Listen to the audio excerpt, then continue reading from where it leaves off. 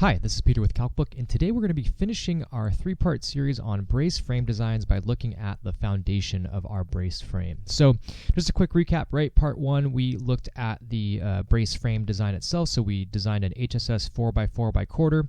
We had a lateral load of 125 kips, and our ultimate brace force was 85 kips, compression and tension. And then in part 2, right, we did the connection design utilizing the uniform force method. And so now in part 3, we're going to be doing the foundation design, looking at a spread footing design. So just to recap on our spread footing, right, we've done other videos like this, but just a quick recap, right? So we're going to be using ACI 31819. We're going to be checking the bearing pressure, sliding, and overturning, and that'll all be done using the ASD loading combinations. And then we will also check our strength design of the concrete section of the foundation for one-way shear, two-way shear, and flexure, and that will be using the LRFD loading combinations. So let's do a kind of a problem statement here for our brace frame foundation, right? This is the output table for our brace frame joints, the bottom two joints, and we've got some pretty hefty loads here. So our critical loads that we're going to be looking at, right, for vertical, we've got dead load of 129 kips, a live load of 28.2 kips, and then a plus or minus earthquake load of 107 kips vertical and 65 kips lateral. Our soil design parameters, right, we have an allowable bearing pressure of 3,000 psf with a 1/3 increase permitted for seismic and wind.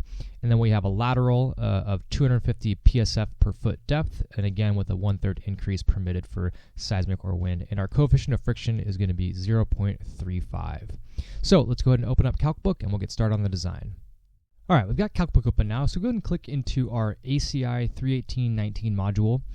Click on our standalone designs, our spread footing, and then we'll click continue and get that loaded up. Okay, so we've got quite a bit of information to enter here, so let's start going through on our left side and start entering in some of our different foundation inputs that we need to. So let's go ahead and change this over for the sliding. We are going to check sliding, and we are going to check overturning, so we'll toggle those both over to yes. Our lateral loads are due to seismic, so we'll leave that as yes. We're going to be using friction, and we are going to include the top foot of our soil. And we've talked about these different factors before, so you can check out some of our other videos if you want more detail. So let's enter in our footing, right? We need to design this, and based on the load sizes, they're pretty large. So we're going to start with a decent sized footing here, and then we will update as needed. So we're going to go with a 10 foot by 10 foot. We're going to go with 2 foot thick. And we're going to say it's 3 feet into the soil. So we got 3 feet of soil above the top of the footing. Our pedestal length dimensions will be 1.5 feet in each direction. And then we're going to make our pedestal height match our top of soil, so 3 feet above.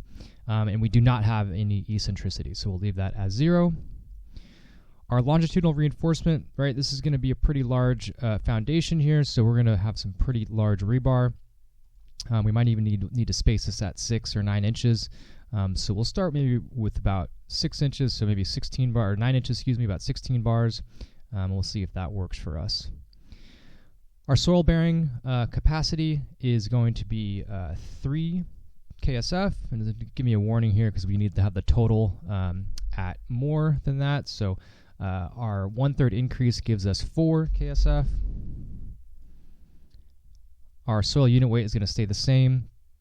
Our lateral pressure, we said we have 250 psf, so 0.25. And then our increase for that, our 1/3 increase gets us to about 0.33. And our sliding friction coefficient, we're going to leave at 0.35. So we can go ahead and enter in our demands now. Right, we have no moment, right? This is just a pinned base. So our axial demand, we have a dead load of 129 kips, and positive is down. We have a live load of 28.2 kips, and then our seismic is plus or minus 107 kips. And just based on the size of the load, I'm going to assume that overturning and sliding is going to be the worst case scenario. So that's going to be uplift. So we're going to go with negative 107. And then we need to enter in our shear demands. So we're just going to use the seismic load here of 65 kips. Okay, so now we've got first output here that's showing that we are over with a demand capacity ratio of 1.66 for our sliding resistance. So let's go ahead and start updating some dimensions here to see how we can get rid of that sliding issue, and then we'll see what other issues that pop up. So first thing we can do, right, is just increase the footing thickness to give us some more passive pressure there, some more depth. We'll see if that helps. So that does help, but now we have overturning issues. So with overturning, right, we don't have a lot of options other than making the footing larger to increase our basically our resisting weight as well as the moment arm. So let's go ahead and up this to 12 feet and see where that gets us. Okay, great. So now it looks like we are within range here of our overturning. So we're at 0.94, and that includes a factor of safety of 1.5. And now we can kind of step through the rest of the calculation and make sure everything else looks good. So we've got our normal calculations here for bearing pressure, so we're checking our dead and live. Right, and there's no eccentricity for the dead and live, it's just vertical. And we have 1.9 KSF of bearing, so that's okay. And then we have our bearing pressure, seismic or wind, right? So that's going to include our eccentricities. And then the bearing pressure diagram, right? So it's overturning to the right, which makes sense.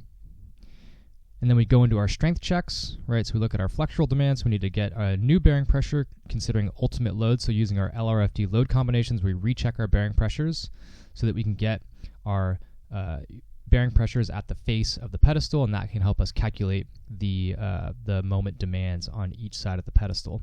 So then we can check our left of pedestal and right of pedestal. Right, and we'll skip down here to our controlling demand, which is about 407 kip-foot. And then we go through and check our one-way shear demand, right, both left and right of the pedestal. So similar to moment, except we're just taking the total area and calculating the total pressure and using that as our shear force at D away from the face of the pedestal. And then we do the same thing with two-way shear demand, except this is at D over 2 away from the pedestal, right? And then once we have all that, we can go into our capacities, right? So we can go check our sliding.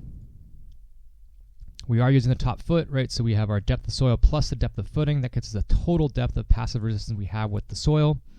So we calculate our lateral pressures. We calculate our friction capacity. We add those up. We get about 80 kips, 78.9 kips of total sliding resistance.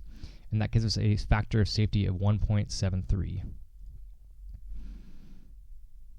Calculate our overturning, and that gives us a overturning capacity of 1.6, a factor of safety. And then we go through and check our flexural and shear capacity, which we've done before. This is just your sort of standard concrete section checks. So that is the part 3 of our brace frame design, looking at the spread footing. We hope you guys enjoyed this video. If you have comments or questions or want to see different designs, please let us know in the comments below, and we'll see you next time.